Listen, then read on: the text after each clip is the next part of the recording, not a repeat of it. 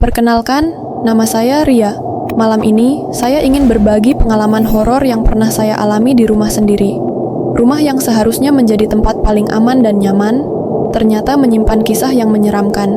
Kejadian ini berlangsung sekitar tahun 1993 sampai 1998 di daerah Jawa Timur. Keluarga kami sudah tinggal di lingkungan tersebut sejak tahun 1988 dan merasa nyaman di sana. Kami sengaja mencari rumah di daerah itu dan akhirnya menemukan satu rumah yang cocok. Rumah ini sebenarnya tidak terlalu besar, tapi memiliki banyak kamar, sekitar 6 kamar. Yang saya ingat tentang rumah itu adalah suasananya yang gelap dan suram, dengan banyak lorong panjang dan gelap. Pemilik rumah sebelumnya adalah seorang arsitek.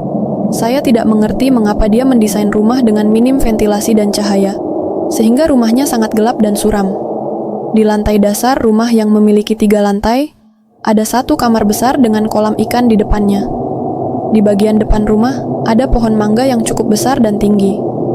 Menurut tetangga sekitar, pemilik rumah sebelumnya mengubur janin di sebelah pohon mangga itu. Pertama kali kami mendengar tentang adanya sesuatu di rumah itu adalah ketika Pak Satpam kompleks yang sering berkeliling mengatakan bahwa dia melihat perempuan menggendong bayi di dekat pohon mangga. Di daerah itu ada kursi, meja, dan akuarium. Pak Satpam melihat sosok perempuan di sebelah akuarium yang menggendong bayi. Kejadian ini terjadi setelah kami membeli rumah itu. Awalnya, kami tidak mengalami apa-apa dan tidak merasa terganggu. Namun, banyak orang dari luar rumah yang mendengar dan melihat kejadian-kejadian yang di luar nalar di rumah itu. Dalam rentang waktu dari tahun 1993 sampai 1998, ada satu peristiwa yang terjadi ketika kakak pertama saya masih SMA. Dia sering mengajak teman-temannya nongkrong di rumah. Di rumah itu ada satu ruangan yang merupakan ruang kerja ayah saya, yang tidak pernah dipakai. Lampunya mati dan ruangan itu kosong, hanya berisi barang-barang kantor. Kakak saya mengajak teman-temannya untuk ngobrol di situ. Malam itu, mereka ramai sekali. Mungkin mereka dianggap mengganggu, tiba-tiba dari samping ruang kerja itu ada pintu geser yang terbuka. Sosok yang menyerupai ayah saya muncul di pintu itu. Sosok itu besar, dengan rambut keriting dan memakai sarung. Kakak saya kaget dan memanggil Pak. Tiba-tiba, mata sosok itu menyala merah dan terdengar suara gemuruh. Semua orang langsung kabur keluar pintu dan lari tunggang langgang. Keesokan paginya, ada yang datang ke rumah untuk mengambil sandal yang ketinggalan tadi malam. Mereka sangat ketakutan karena melihat mata merah dan mendengar suara gemuruh yang menggema di seluruh ruangan. Sejak peristiwa itu, kami baru sadar bahwa memang ada penunggu di dalam rumah ini. Sebenarnya, mereka tidak mengganggu, hanya menunjukkan ketidaksukaan ketika merasa terganggu. Terus, ayahku konsultasi ke salah satu temannya yang dikenal sebagai orang pintar. Sebenarnya, dia seorang kiai yang terkenal. Sejujurnya, aku nggak tahu apakah ini perbuatan musyrik atau bukan, tapi yang jelas, nggak ada tuntunannya dalam hadits. Waktu itu, kondisi keluarga kami memang sedang tidak bagus. Intinya, kami disuruh sholat. Ketika ayahku di luar kota, aku dan ibuku sholat di lantai 3. Lantai 3 itu setengahnya adalah rooftop, dan di sana ada sangkar burung besar, berukuran sekitar 6 kali 2 meter, cukup besar dan tinggi. Di dalam sangkar itu ada pohon beringin kecil. Burung-burung yang ditaruh di sana selalu mati. Dulu, ayahku suka miara jalak, tapi burung-burungnya selalu mati. Kami sempat berpikir mungkin karena banyak semut merah di pohon beringin itu, tapi tetap saja semua burung selalu mati di situ. Teman ayah yang orang pintar itu menganjurkan kami untuk sholat di ruang terbuka yang langsung menghadap langit, tanpa atap. Akhirnya, malam itu, ibuku mengajakku sholat di rooftop, di depan sarang burung itu. Kami menghadap kiblat, tapi di depan kami ada sarang burung dengan pohon beringin. Kami sholat malam, mungkin sudah masuk waktu tahajud karena sudah lewat jam 12 malam. Waktu itu, aku masih SD, sekitar kelas 6. Saat sedang sholat di belakang ibuku, tiba-tiba terdengar suara seperti guntur kecil yang membuatku refleks melihat ke atas. Aku melihat ada bola api melesat dari arah barat ke timur, cukup dekat. Aku nggak tahu itu apa, tapi yang jelas bukan meteor atau apapun yang ada di langit. Aku cerita-cerita, ada yang bilang itu raja setan atau santet yang lewat. Begitu melihat bola api itu, aku langsung narik baju mukena ibuku, menyuruhnya melihat ke atas juga. Gak lama setelah itu, teman ayah datang main ke rumah. Dia duduk di ruang tamu, melihat kanan kiri, lalu minta izin ke ibuku untuk melihat-lihat rumah. Dia Dia keliling rumah, naik ke atas. Waktu itu, dia belum tahu apa-apa tentang kejadian di rumah kami. Dia sama sekali nggak pernah tahu ada apa-apa yang sudah kami alami. Tapi dia bilang kok ada 2 penunggu di rumah ini. Tepat seperti yang kami alami. Ada satu genderuwo di ruang kerja yang letaknya di samping ruang tamu, dan satu lagi perempuan berbaju merah yang tinggal di gudang. Dia bilang, penunggu itu nggak ganggu, malah suka sama keluarga kami, terutama ayahku. Makanya sering mengambil bentuk menyerupai ayahku. Keluarga inti seperti ibuku, aku, ayahku, dan adikku yang kedua nggak pernah mengalami gangguan berarti. Hanya suara-suara seperti bangku bergeser saat sendirian di lantai 2. Gangguan yang langsung menampakkan wujudnya memang nggak ada.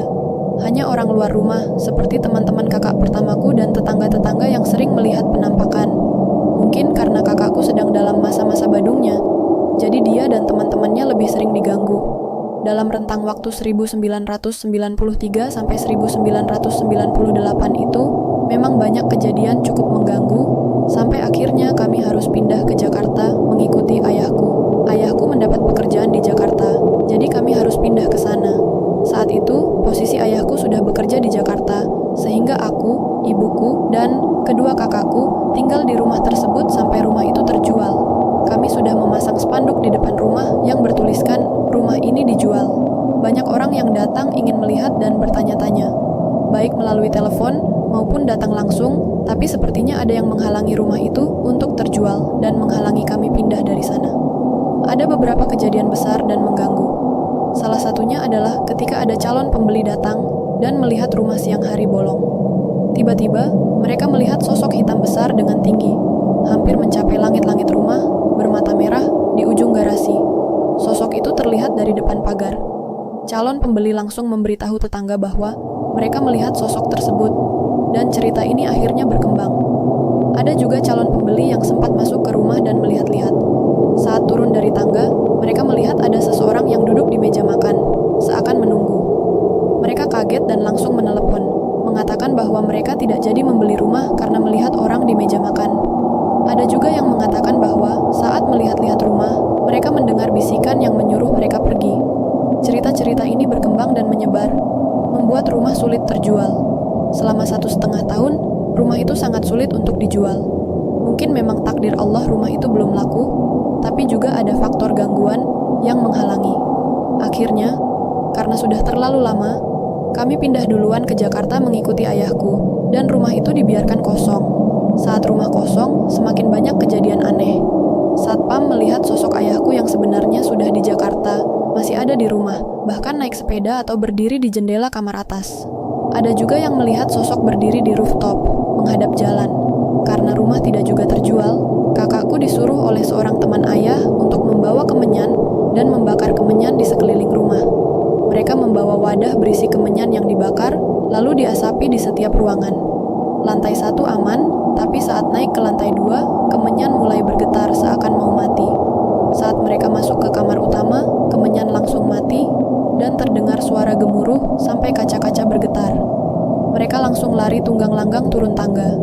Di ujung tangga, mereka melihat sosok perempuan berdiri di atas kolam ikan, dengan rambut menutupi wajahnya. Perempuan itu pelan-pelan menengok melihat mereka, dan mereka langsung kabur keluar rumah. Setelah berbagai usaha, akhirnya diadakan ruqyah syar'i, sesuai tata cara Islam. Setiap dinding disiram air ruqyah, dan beberapa kali diadakan pengajian di rumah itu sebagai ikhtiar untuk membersihkannya. Setelah sekitar 4-5 kali ruqyah, rumah itu akhirnya laku terjual. Transaksi berjalan lancar dan tidak ada halangan apa-apa. Setelah 1,5 tahun, rumah itu berhasil terjual, dan sampai sekarang, sepertinya aman dengan pemilik barunya. Jika ditanya tetangga-tetangga sekitar, mereka bilang rumah itu adem-adem saja setelah diruqyah dan diadakan pengajian. Pengalaman ini